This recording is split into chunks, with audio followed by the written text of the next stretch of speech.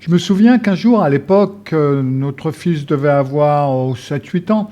Il avait un copain en visite à la maison. Et puis, ils étaient dans sa chambre.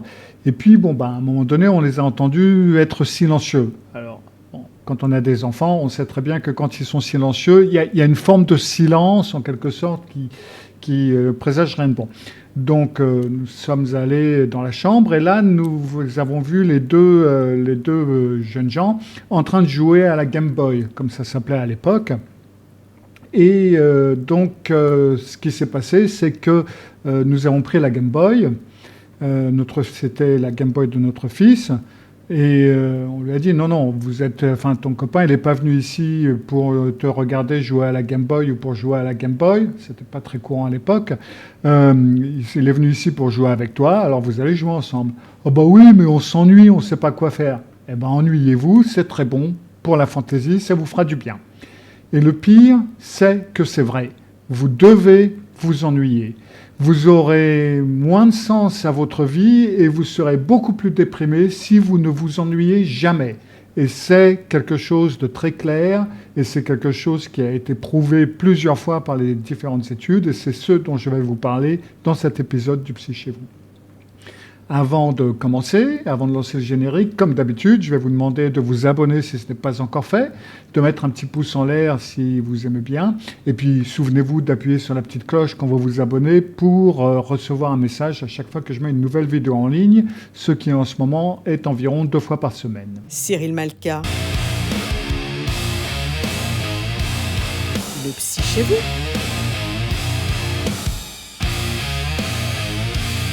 Cyril Malka, le Psy chez vous. Alors déjà, qu'est-ce que c'est que l'ennui ? L'ennui, c'est une tendance à ne pas être occupé cognitivement parlant. Ça va faire basculer notre système de pensée vers une partie de notre cerveau ou vers un système dans notre cerveau qui est appelé le réseau du mode par défaut.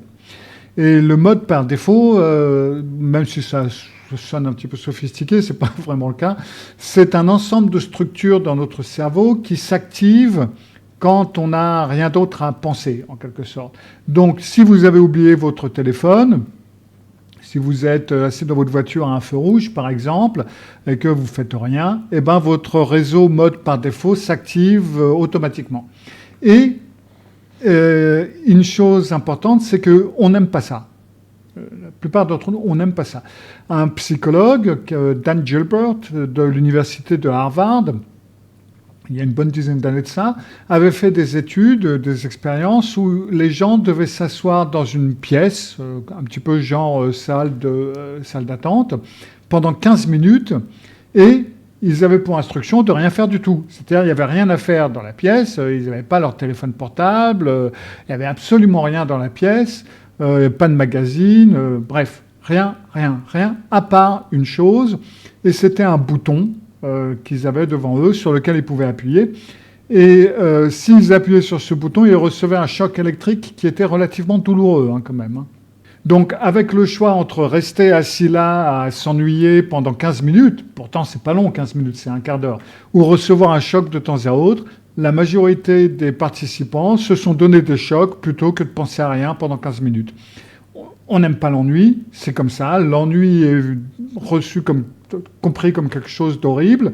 Et pourquoi ? Eh bien, c'est parce que ce fameux réseau mode par défaut nous fait penser à des choses qui peuvent être assez inconfortables. Quand vous ne pensez à rien, votre esprit vagabonde et pense, parce qu'il est obligé de faire quelque chose en quelque sorte, par exemple aux grandes questions de votre vie. Que signifie ma vie ? Qu'est-ce que je vais faire ? Vous allez vers différentes questions existentielles qui peuvent être très inconfortables quand vous vous ennuyez. Et en fin de compte, c'est extrêmement important et c'est incroyablement bon de s'ennuyer et de penser à ce genre de choses, même si ça peut vous paraître désagréable. Parce qu'une des raisons pour lesquelles nous avons une telle explosion de dépression, d'anxiété, etc. dans notre société d'aujourd'hui, c'est tout simplement parce que les gens ne connaissent pas simplement le sens de leur vie. Tout simplement. Beaucoup moins, en tout cas, que les générations précédentes. Et ça, il y a des tonnes de données qui le montrent et qui le démontrent. Donc ça, c'est même plus quelque chose qu'on recherche aujourd'hui parce que c'est une évidence. Et là, on peut se demander, ouais, mais pourquoi pas ? Pourquoi est-ce que les gens ne connaissent plus le sens de leur vie ? Eh bien, en fin de compte, c'est très simple. C'est parce qu'aujourd'hui, dans notre société actuelle, on a trouvé le moyen d'éliminer l'ennui. On a réussi presque complètement à éteindre ce fameux réseau de mode par défaut dans notre cerveau. Et comment est-ce qu'on a fait ça? Eh bien, la réponse, elle est tout simplement dans votre poche, avec l'écran que vous sortez, même quand vous êtes au coin d'une rue en train d'attendre que le feu passe au vert. Boum, je vais peut-être m'ennuyer pendant ces 15 secondes. Boum, on sort son écran et on tapote. Vous essayez en fait, quand vous faites ça, de ne pas vous ennuyer parce que le réseau mode par défaut est légèrement inconfortable, parce qu'il vous envoie ou il vous renvoie vers des types de questions que vous n'arrivez pas vraiment à cerner mentalement et que vous n'arrivez pas à maîtriser. Et ça, c'est en fin de compte le gros problème, parce que c'est la boucle infernale du sens. Parce que si chaque fois que vous vous ennuyez, vous sortez votre téléphone, eh ben, ça va devenir de plus en plus difficile pour vous de vous trouver du sens. Et donc, c'est là, en fin de compte, la recette pour la dépression, l'anxiété et ce fameux sentiment de vide qui, en ce moment, dans la société, sont au plus haut, en fin de compte, qu'ils ne l'ont jamais été. Alors oui, je comprends, vous ne voulez pas vous ennuyer, mais le problème, c'est que vous devez vous ennuyer. Comme je l'avais dit à mon gamin à l'époque, et comme je l'ai dit et répété, en plus de ça, ça vous booste votre créativité. Vous devez vous ennuyer, ennuyez-vous plus. Alors, demain, quand vous irez à la salle de sport ou au travail ou ce que vous voulez, après être réveillé, eh ben, vous ne prenez pas votre téléphone. Vous allez pouvoir le supporter? Oui, vous allez parfaitement pouvoir supporter ne pas écouter un podcast pendant que vous vous entraînez, juste être vous dans votre tête. Je vous promets que vous aurez des idées beaucoup plus intéressantes pendant que vous vous entraînez ou que vous êtes en voiture sans vos appareils, sans la radio, sans rien du tout. Et d'ailleurs, ça fait probablement un certain temps que vous n'avez pas fait ça. Faites le trajet sans rien, absolument sans rien, même sans la radio. Et oui, c'est parfaitement possible à faire. Commencez à vous améliorer pendant des périodes de 10-15 minutes et puis vous allez voir votre vie changer. C'est des conseils que je donne également pour les gens qui sont sortis d'une relation narcissique, parce que la relation narcissique, justement, c'est un bombardement d'impressions, de choses qui se passent, etc. Vous n'avez pas le temps de vous ennuyer du tout. Vous n'avez même pas le temps de penser à vous. Et le fait de devoir s'ennuyer, et oui, votre vie va changer. Vous allez vous en apercevoir relativement rapidement, en fin de compte. Déjà, premièrement, vous allez être moins ennuyé par les choses ordinaires de votre vie que vous trouvez ennuyeuses. Vous serez moins ennuyé par certaines tâches que vous devez faire, vous serez moins ennuyé par votre travail, vous serez moins ennuyé par vos relations, vous serez moins ennuyé par les différentes choses qui se passent autour de vous. Et puis, en plus de ça, et plus important, vous allez commencer à creuser certaines autres questions plus importantes pour vous de votre vie. Le but, le sens, la cohérence, la signification. Et qui sait, vous pourriez tout simplement devenir plus heureux. Alors, les gens me demandent, ah bah oui, mais et vous, est-ce que vous suivez vos prescriptions là? Eh bien, la réponse, c'est oui. Oui, tout à fait, c'est le cas. Parce que, bien entendu, je suis sujet aux mêmes pathologies que n'importe qui. Mon cerveau, il est la même chimie que tout le monde. Donc, qu'est-ce que je fais pour combattre ce genre de truc? Plusieurs choses.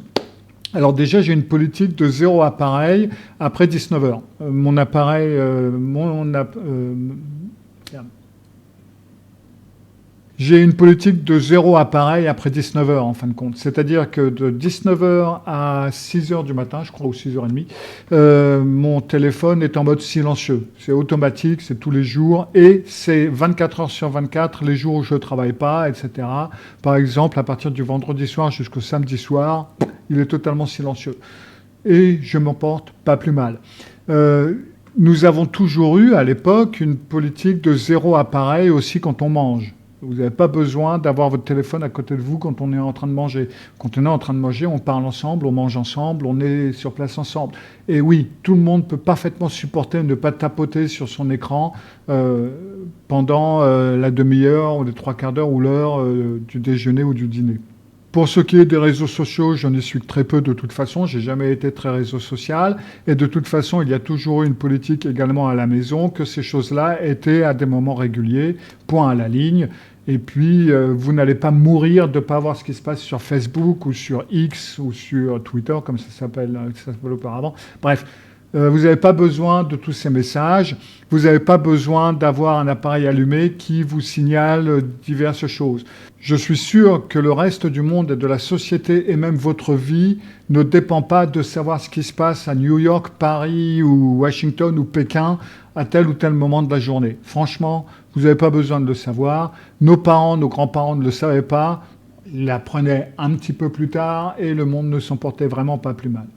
Donc, si vous avez besoin de reprendre le contrôle de votre vie, vous avez besoin de revoir le sens de votre vie, cela va beaucoup améliorer votre sentiment éventuellement de dépression, votre anxiété. Posez vos téléphones, faites poser leur téléphone à vos enfants, ils n'en ont pas besoin non plus ou pas autant que ça pour la plupart, et apprenez à apprécier votre propre compagnie, apprenez également à être un petit peu seul. D'ailleurs, ça a été le sujet d'un atelier que j'ai tenu sur le club Revivre, dont j'ai mis un extrait ici sur YouTube. Apprenez à apprendre à apprécier votre propre compagnie et vous pouvez voir cette vidéo-là. Cyril Malka. Cyril Malka, le psyché. Cyril Malka. Cyril Malka, le psyché.